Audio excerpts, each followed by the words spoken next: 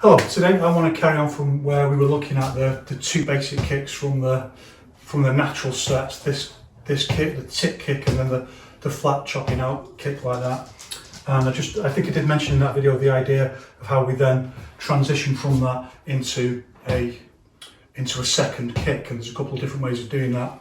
See how far we get today at looking at those. And we're going to begin with the kick like this, the tip kick. Again, so we go for the front like that, the front hit, then down onto the floor, and as soon as it hits onto the floor, it explodes up into so it's like that. And this is the real, like this idea of like touching something hot and bouncing off very quickly that we usually talk about with handwork. I think now we need to start thinking that when you do that with handwork, you lose penetration on the punch. If you pull back too soon, pull back like you're pulling back from something you've just touched that's hot, but don't just punch like you daren't touch. You've got to hit through and back, then pull back fast like that. But this posture, absolutely, when you hit, it's like you put your foot on a nail and it springs straight up again, straight up into the whatever kick it is. We'll do front kick like that, and we'll do up to the hit and stop a little bit with the kick. So like that. Like that.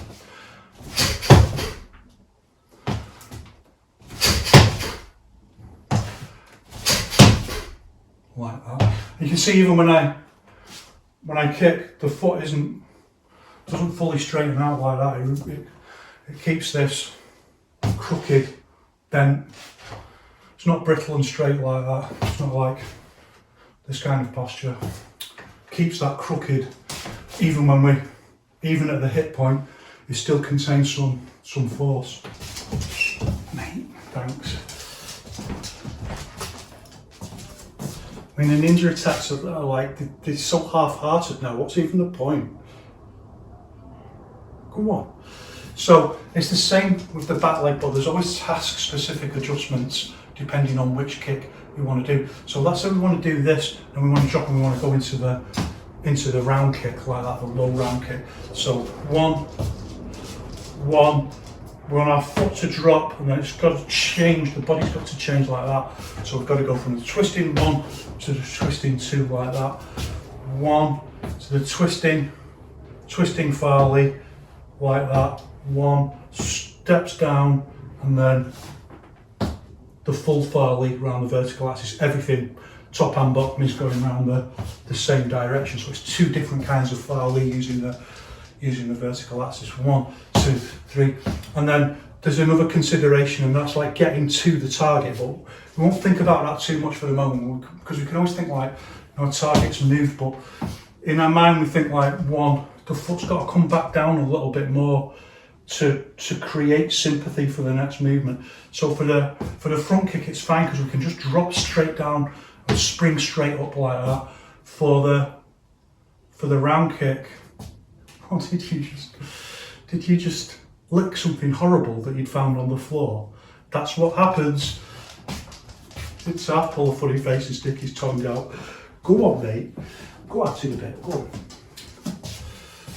For the round kick, 1, 2, yeah, we can do it like that, but the flatter this foot is, the more we've got to manufacture the sympathy for the round kick by turning round the axis like that. The more we've got to do with the upper body to pull the posture round like that. And there's only a certain amount we can do by exploding up off the floor like that to feed that into that turnaround. Most of it's got to come from the upper body. Whereas if we can do it like just on a little bit of an angle, then we can get the spring round that feeds in directly into the round kick like that, because it's all going in the same direction.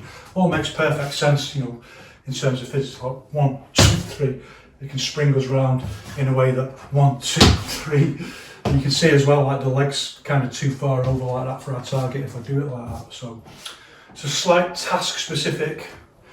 We don't want to pull it back too much, because then that's dangerous and we're open. So, and again, like, these are not we just practice them in drills. You don't have to overthink them. If you practice them in drills, the body eventually just kind of learns how to do it. That's the, most bodies anyway. I mean, bodies learn it at different rates, but if you're aware of the problem and think about it and break it down into drills, then you can work it out how to do this. So,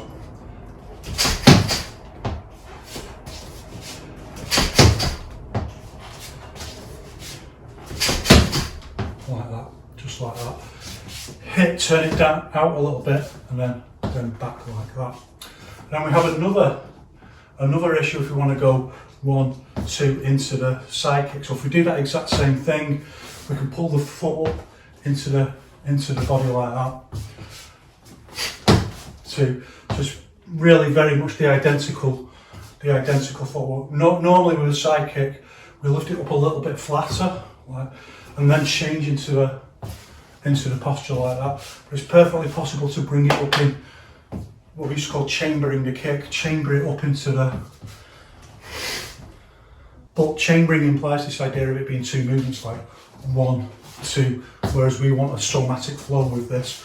As the muscle comes up here, it just opens up into the posture like that.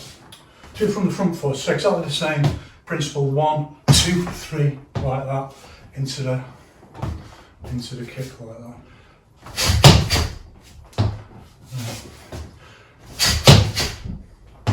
I'm just doing it a little bit to the hit and stop to control the leg. And you can see the fall forwards that I've talked about before. You don't want it to, yeah, it's very posy to hold the hit and stop and hold it straight out like that, but it means the weight is too far back on the leg. You want to fall forwards like that. And if you do it with more power anyway, you can't really do it to the hit and stop because the opening around the quad is so powerful that you don't hold it to, it's a whole movement like that. So for this kind of training, you can do it like this. It's this way. Just a little bit to the hit and stop. Like that. And that leg, of course, is just that little bit more powerful, usually with the back leg kick. But also, obviously, once you're here, this is exactly the same now as a front leg side kick. So it's like the same posture, just starts on the back leg. So.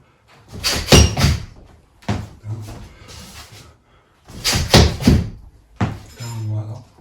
Again, you can see the little lean forward that pulls you forward like that. And this little, it's like you stood on a landmine, and your leg just springs up off into the next posture. And we can look at another time. It's very similar to, you can do it straight up from a pivot route like that. And this is how we combine into use with punches. And that same principle for the back leg becoming the front foot applies to everything. So we can start with a change into a round kick like that, but now it's the front foot anyway. So it just started out as the back foot. Of course, I can get more power for it, really just go for it, and there's plenty of videos of me doing that. I want to really demonstrate the truncation in the movement of the kicks, like that they don't lock out flat like that. So you can really see when I hold it at the lock point, the body's still got that springy structure. It's still storing force and it's springy. If I really go for it, there's no way to hold the lock point. The power is just, it's too explosive. You don't want to anyway. You want it to be released like that into the lock point and then just and then straight down. As part of the somatic flow is putting the foot down again. And it's exactly the same then if we start bringing it into use with a step. So we can go like that.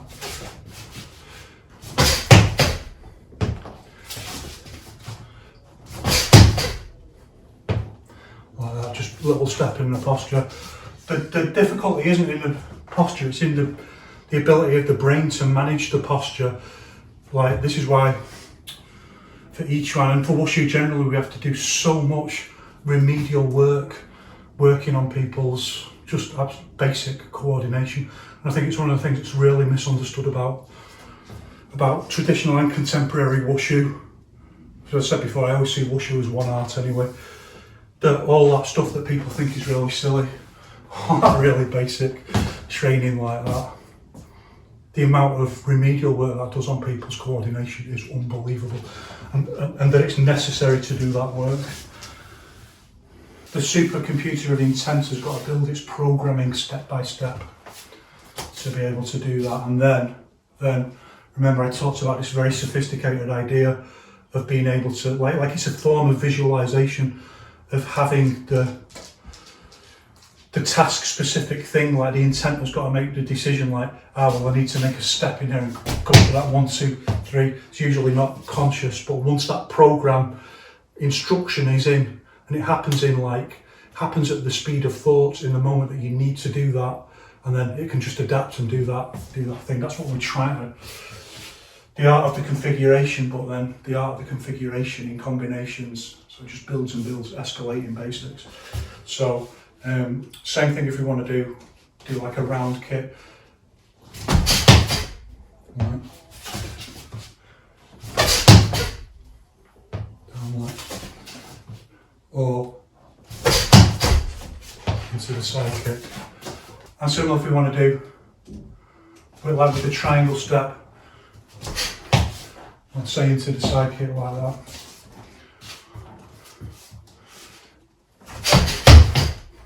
Like this.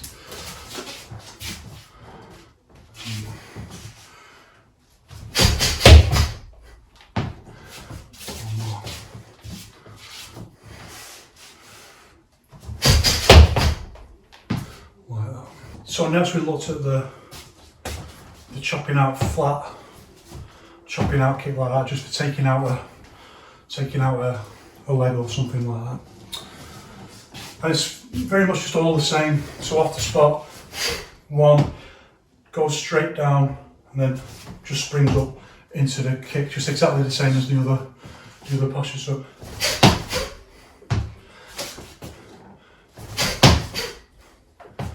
or round kick. You see there I made a slight adaptation for the round kick. Just like before, I just landed the foot round so I could just spring up into the round kick easier. Task specific adaptation.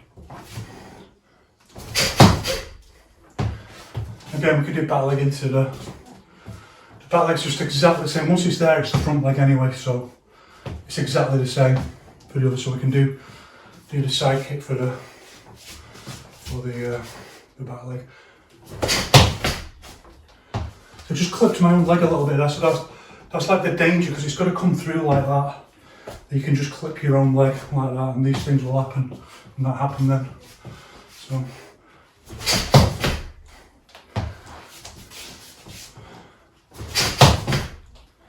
into the side kick like that. And remember, when I'm doing the postures like this, holding them to the lock point for a little bit, they're overly curtailed at the quad. Normally, like with a side kick, you'd really stretch it open like that. You really stretch the quad. And for all these kicks, you really open them. But you curtail it when you just hold it to the lock point like that. For the obvious reason that it's very hard to hold it out at the fully stretched lock point. So that's the basic way of doing it. And that's hard enough. You know, that takes a lot of training. But there's another way of doing kicks in Yiquan that Yiquan's quite famous for, that it's based on this idea of using hit and stop and lock points, and you can only kind of do it. You can only kind of do it if you do this kind of movement. So I see like people doing the double kick on the back where they go 1, 2 like that, and they always do this one really light and then put a bit more power into the second one. And the real thing you want is like slow that movement down, but put power into both kicks is a lot harder. Put power into both kicks like that is a lot harder. Maybe do it a bit faster with my left leg because I'm left-legged. It's not as fast as fake and doing it light like that, but being able to use the lock point and control the kicks allows us to do this whole range of really interesting things with kicks. And there's a very famous idea of the 3-point kick in Yiquan that relies on this idea. It's not really about the kick, it's not really about kicking people 3 times necessarily. It's about the skill level involved in using the lock point to do these kind of postures. And we'll start with just looking at 2-point kicks. I'm going to change the kick that I do, and I'm going to just do this kick out like this low kick down, stamp into the leg like that, And the way the routing works for this and the way that it sets is very much like a knee. Like when you knee, the foot comes back like that to enable this opening, because this is an opening posture, it's not a closing posture. Opening posture, and to keep the centre of gravity in the right place to allow us to do Farley, then the foot moves back like that with a knee. And we'll look at knees another time, but this is a very similar, it comes back like that. And the leg is round, it's not straight out like here, so this idea of storing force that we've talked about, if the leg is straight like that and I want to change and lift up like that and release force again, I've got to pull back in and chamber like that. Whereas if it's rounded, I still have to do it, I still have to pull it back a little bit, but I can minimise the amount of chambering that I have to do, because it's already bent, it's already storing force like that, so I can kind of halve the amount of chambering that I need to do. And that's the posture that I'm going to do. That's a 2-point kick, 1, 2, like that, from the stamp into the front kick. And this is the kind of kicking skill that we get in Yiquan when we understand how to use lock. It's advanced Yiquan, like not many people really specialise in the kicking aspect of it, but it's actually not that hard to get if you diligently practice, the same as everything else. It's just diligent practice to the exclusion of having any other kind of life. Wushu is for people who have nothing, so we create something magical. So, like that into the kick.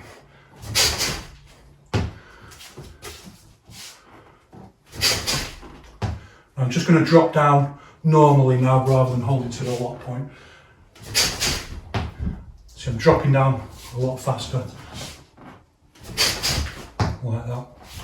2-point kick, and we can change to the round kick with this leg. We'll just see how that goes. 2-point kick.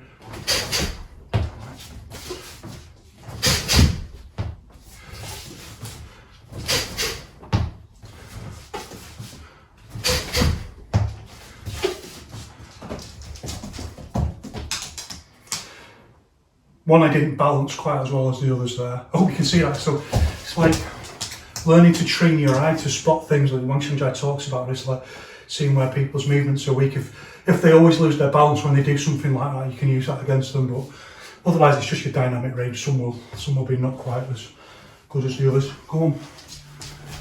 Side kick is a little bit more awkward. It's not tea time. So. Sorry, I'm being grumpy. I've been a grump, I know that. Go on. Because if you kick like that, you need to chamber in more to get there. Otherwise, it's just the turn of the foot is really just while it's right in front of the opponent, where they can just grab it and there's no real force on it. So very often with the side kick, we'll just change. We'll go 1, 2, like that. Kick across. So we can just lift it straight into the kick like that. Let's see how we do. See how the old man can do. See, now I'm not holding it to the stop point. I can really open my quad and put the power in it more. And you can still hear the kick set with the inward fishtail routing on the back leg like that. Couple more. Didn't feel quite as powerful. That was more powerful. I got more somatic flow on that. Now, of course, the reason I chose to do it with that one first is it's miles easier. The lock point is straight out in front, so my body doesn't have to do anything to control the power. You know, I've talked about this idea of using oppositional force. It's exactly the same thing people do when they do that with the round kick, which can be a bad habit. I mean, I know I do it, but I try and drill it out. Loads of drills where you do that, but the body, the intent just does it because it uses oppositional force to stop the leg necessarily swinging too far. And quite interestingly, people do it even when they spin around like that, but really that's what it's for. So if we do the round kick, it takes a lot more effort to control it at the lock point to change to do a 2-point kick.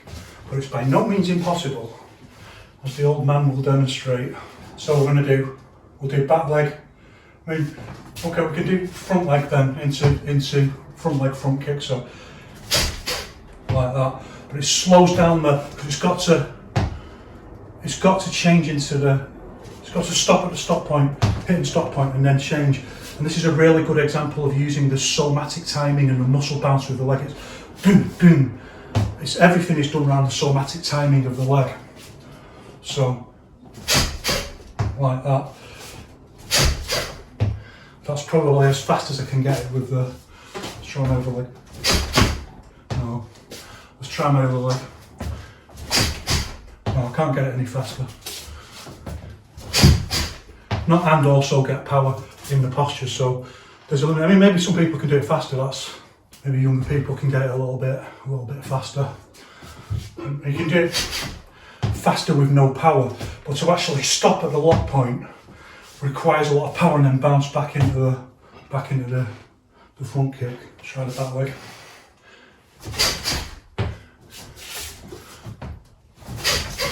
Yeah, and the reason is even though you're using the somatic timing, there's not that much structural sympathy with the movement.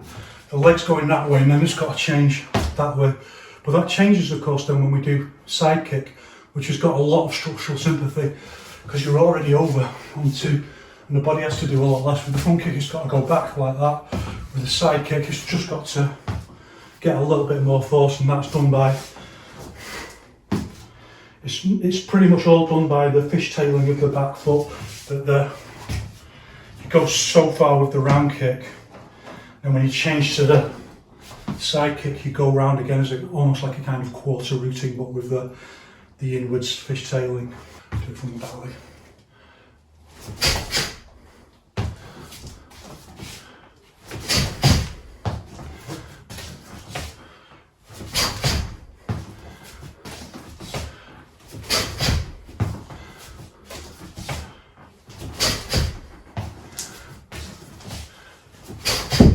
So I'm hardly doing any chambering at all on the kick.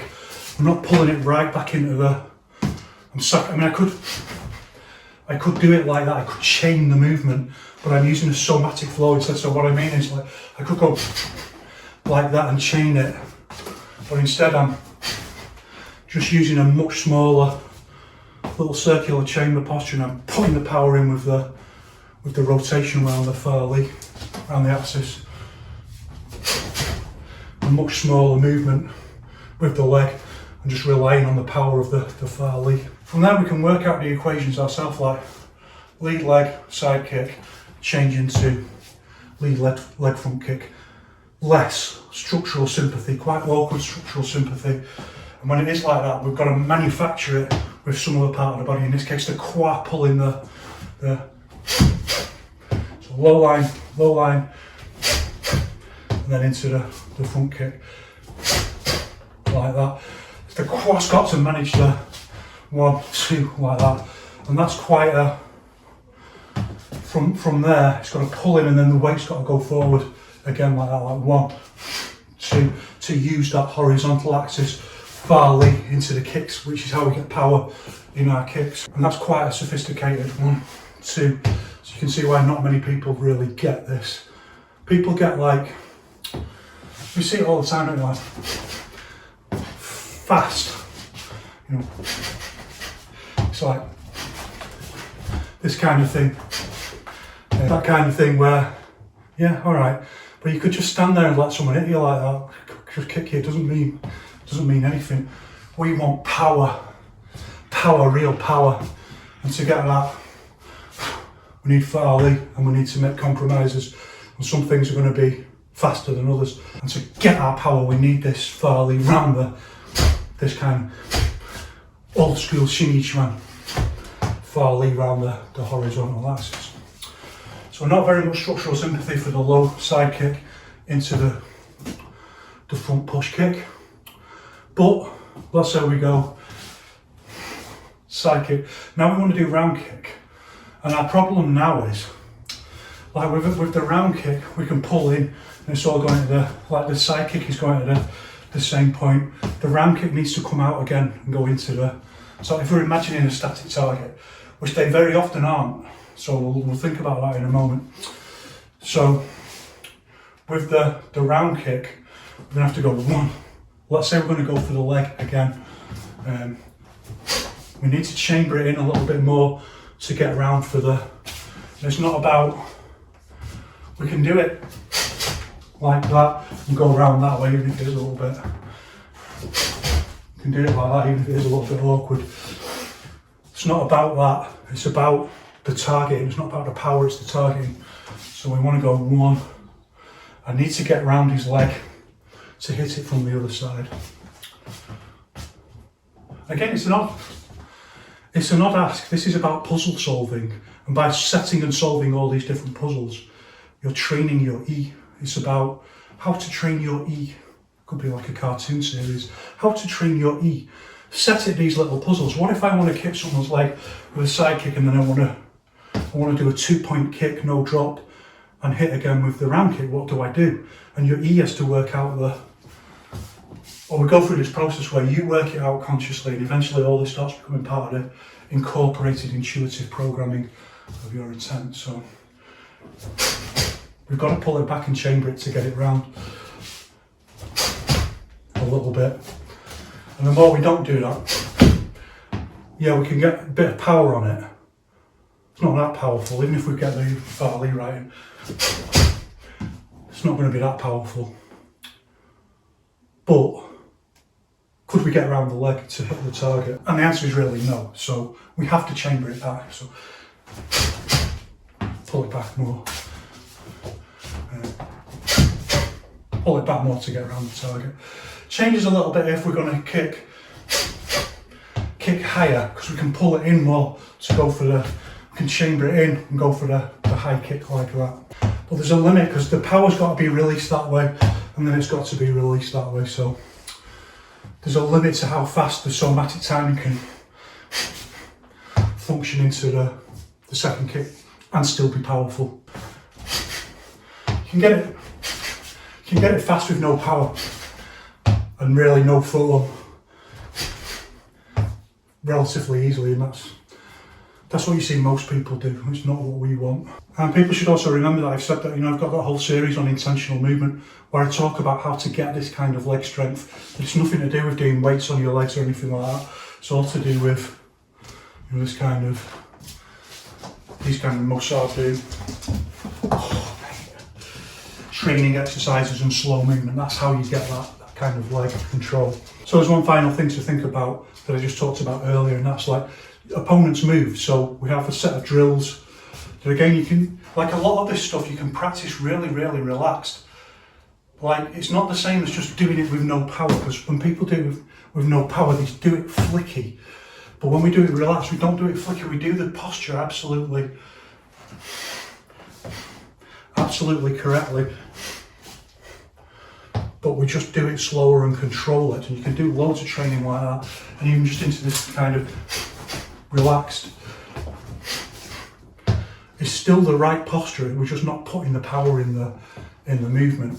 And like 90% of your training for kicks, for this kind of thing, should be like that. That's building all of the stuff that you need without doing any damage to your body. It's only doing healthy, good stuff. And then once you've built up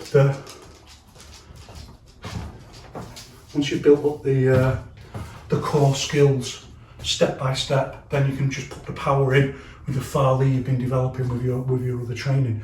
Then you don't wear the body out. Then you can be in your mid-50s and still be doing stuff like this, like me. Or you can be 3 and be really annoying all the time. And also a treasure. Go on.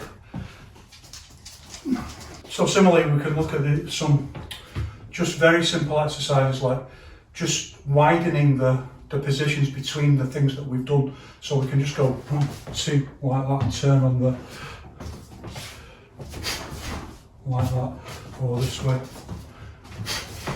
I'm just learning how to use the routing to do kicks like this. And it usually changes if you think like you're going to know you're going to do this. Usually you don't even fishtail at all on the first one. You save it for the second kick, and even if you do it powerful, you lose the fishtail on there, and just go for the kick on its own with the oppositional force in the body, and save that movement for the posture. That's the only task-specific adaptation. I recognise it basic. If you've already gone for the posture like that, then you want to move to do another kick. It makes it very, very awkward. But just for practicing these on their own, usually we don't fishtail the first. We just go for a posture like that.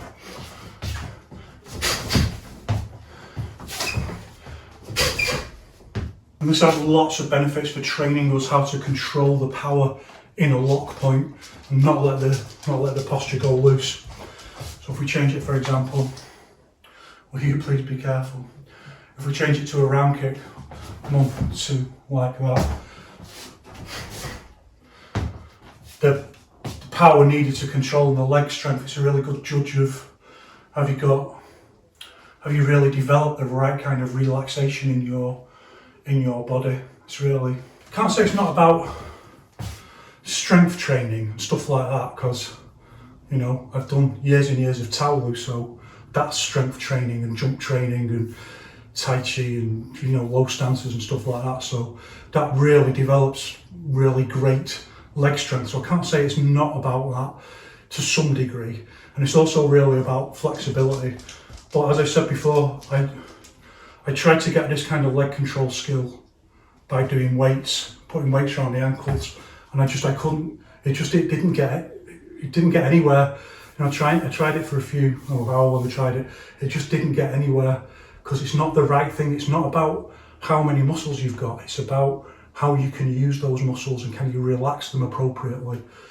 And then once I got that, then that was like everyone, I tried to take a shortcut. Like Yao Zhongzun says, people try and take shortcuts, but you end up just retreating back to the core training. So we'll do round into the round kick,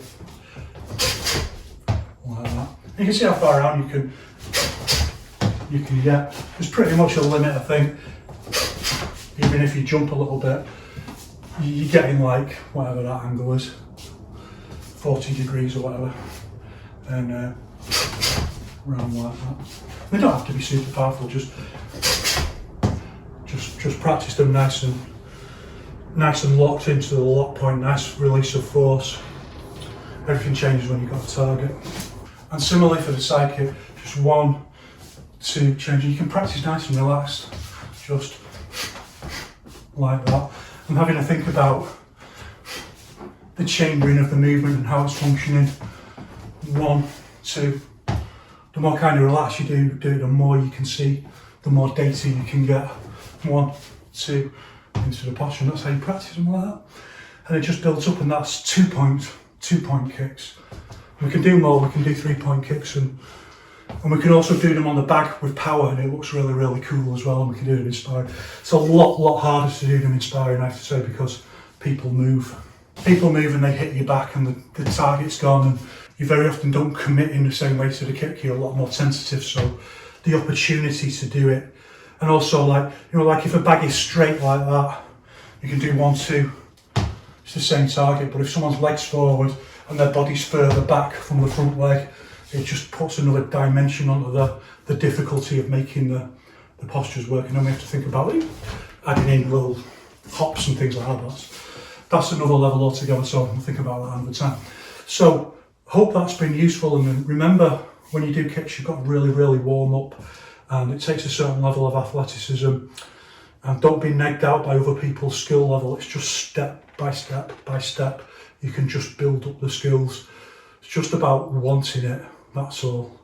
Just for no reason, it's just what you do, and you're going to get that skill level, and you just practice it. Step by step, loads of rice, nice relaxed training, loads of rice as well, and loads of nice relaxed training, and loads of just dead simple training drills with 1, 2, just building up the relaxed use of the muscles. Not like you see people go on the bag and just try and kill the bag, and that's okay sometimes, but technical development is the key. Continuous technical development. Anyway, that's enough. It's enough from me. Thanks for watching. One love, nourish everything, compete with nothing, and I'll see you in the next exciting episode of Teach Yourself Yiquan.